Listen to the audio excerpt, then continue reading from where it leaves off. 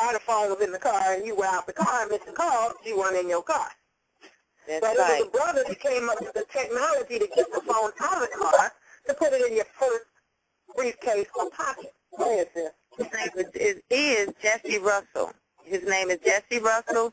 If you go to YouTube, type his name in, he'll come up on a 8-minute talk, telling about how he created this thing, how he was inspired because he went to a so-called black college, and they taught him to speak up and not be afraid. So when he got it, he was hired by,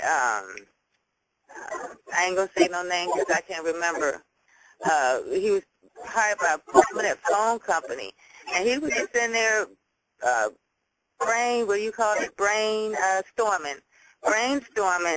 and he figured out the problem right there. You know, they was like, okay, what's the problem? Okay, when the people get out of the car, then we losing money because they can't take the phone with them. He's like, well, put it in their pocket. You know, he was just one step out there. And then they said, well, we got more people than we have cars, you know. So he came up with digitizing the whole system and using Spectrum and just, you know, real little simple stuff to him probably, but he got the network where the towers could talk to each other, you know. And he said that he went on a tour, and he was touring with the 6th graders, and this little 12-year-old said to him at the end, he said, did you really invent the cell phone? And she said, I thought all the black, you know, she said, I'll say so-called black inventors were dead. He's like, no, I'm right here. Yeah, the brother said that should hurt his feelings. He's like, oh man, my own people don't have no clue. Never mind these other people, they don't know and they don't want to know what we've done because they on this, they're superior, it's the most superior thing on the world, and better than everybody else, and dark-skinned people are on the bottom of the totem pole, haven't done anything, haven't contributed anything. Well, they're dispelling a lot of these myths today. Just like a lot of people think, oh, it was a black man that invented the elevator. No, that's not quite accurate. We don't want to have anybody out there quoting misinformation either. That's why you need to do your due diligence so you have clarity. Not that we invented the elevator or even the first electric one or the first set of open and closing doors. The brother made the elevators safe because too many people were getting on elevators, and because of the way the opening and closing of the doors and the shafts and everything was done, people were falling down the shaft in these elevators. So the brother came up with the means to stop that so that these people would not fall down the shaft of the elevator to their death anymore. And as a result, that made it safe to go into an elevator in the Eiffel Towers and things like that. Before the brother, you know, wasn't the best place or the safest place to be caught up in on no elevator going that high, because the way the things were set up, you could fall to your death. Okay. That's good to know. You know, his name was Miles, M-I-L-E-S, Alexander Miles. He made the elevator safe, okay? The electric doors and the closing of the doors and the opening and closing of the shafts, because there were way too many accidents and incidents of people falling through the doors, down the shaft, and underneath the damn elevator. I mean, for real? Yeah. You just need to know. In other words, you don't want to say that there's somebody waiting on you going, niggas didn't invent that. You don't want to be wrong. That's all I'm saying. Right. Do your due diligence so that you're quoting correctly about what our people do. Like a lot of people say that it was the brother that invented the street light. Well, no, the brother didn't invent the street light. There was, you know, he invented the first form of an automated type of street light, like we were discussing earlier, where the brother, you know, people used to be out there doing hand signals the way they do when traffic lights go out today, and they send out the traffic people to direct traffic out in the street. But there were too many accidents, and he had seen a severe accident. I can't recall the brother's name. I know Nzinga would know it. He had seen a severe, what was his name? Morgan? What's his last name? Wait a minute, I'm going to tell you. Okay. But anyway, he had seen too many, Garrett Morgan. Accident. Right, Garrett Morgan. Okay, he had seen an accident that concerned him and it bothered him.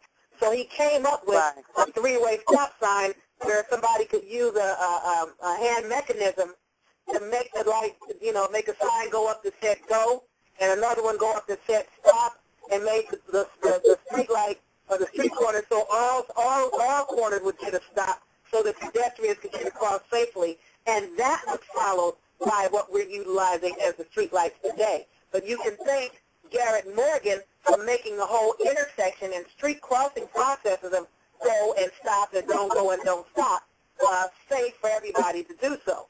That pioneered today's lights, because what we're looking at today was next after what Garrett did. Right, and also he created the gas mask. There was an explosion under Lake Erie in Cleveland, and the workers got stuck down there. And he had invented it 2 years ahead. They didn't need it. So when this happened, him and his team went down there with their gas mask and helped free the people. Not only that, a lot of people that could have utilized that to save themselves. That's what I'm saying. The United States is in trouble today because of this color crayon ignorance that these other people are on. These people would rather let their people die than to utilize the technology of the gas mask because it was invented by a black man. We don't want it because it was invented by a nigger. We don't want to use it, so we'll rather let these people die down there.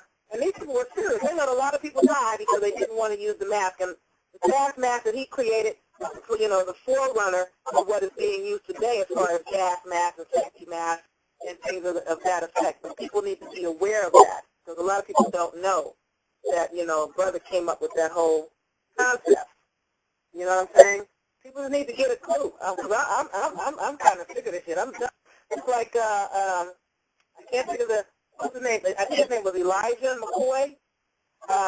Came up with the whole lubrication process to properly lubricate engines to keep engines from overheating. The real you know McCoy. What I'm saying?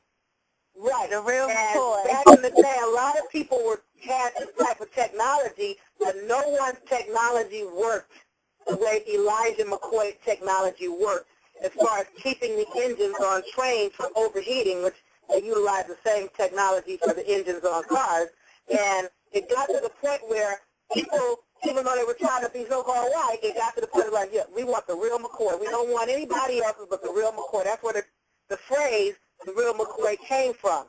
We only want the one that is the real McCoy by Elijah. If it ain't by him, don't sell it to me. People need to know that, too. And that technology would keep the engines from overheating. It was a lubrication system. And that's important. Yes, yes. This one is a fun one. 3D glasses and holography. Yes. Yeah, people going to these movie theaters looking at things in 3D. You can thank Melanie Rich people for that, too.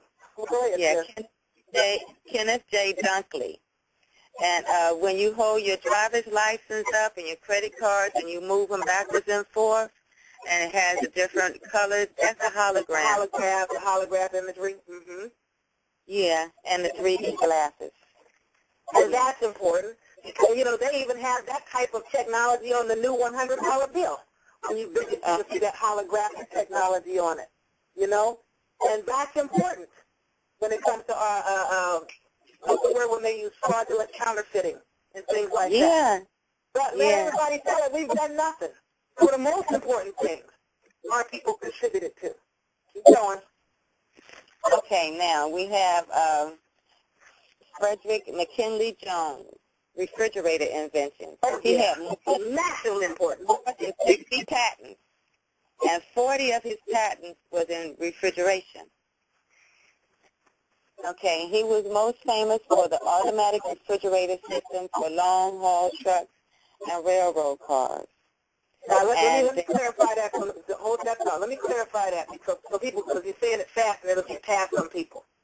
Every time you pass a big red truck on the highway that's hauling ice cream or chicken from the East Coast to the West Coast or something else like that that needs to be refrigerated and kept safe, you can thank this Melanin Rich brother for that because he came up with the whole refrigeration trucking, because what they used to do prior to him, and even this from a melon-rich person. They would take a bunch of ice and put it in the truck to keep things safe.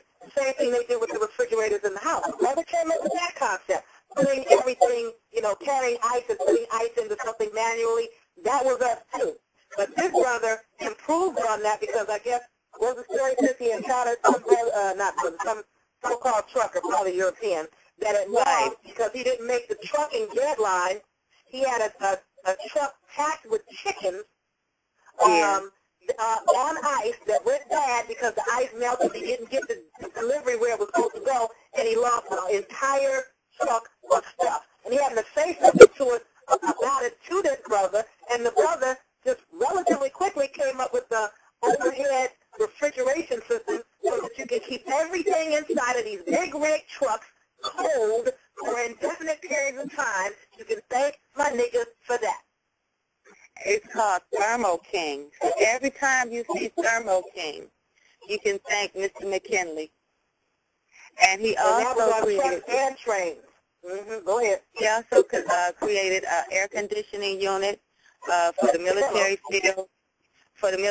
field, hospitals. He created a refrigerator for the military field kitchens. He created a self-starting gas engine, and he created a series of devices for movie projectors and box office equipment that gave tickets and made change.